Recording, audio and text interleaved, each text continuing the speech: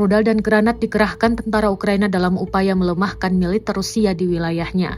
Rudal tampak menyerang kendaraan militer Rusia hingga berakhir hangus. Dilanjutkan dengan rentetan granat Ukraina yang berjatuhan dari drone. Granat menggempur posisi pasukan Rusia di dalam dan sekitar bentengnya. Rekamannya beredar di Telegram pada Kamis 19 September 2024. Dalam keterangan unggahan disebutkan, pasukan Rusia bak balapan di semak-semak atau olahraga lainnya usai diburu granat Rusia. Serangan ini dilakukan oleh Brigade Mekanis terpisah ke-14 Ukraina yang dinamai Pangeran Roman Agung. Akibat serangan brutalnya, militer Rusia rugi kendaraan hingga personel.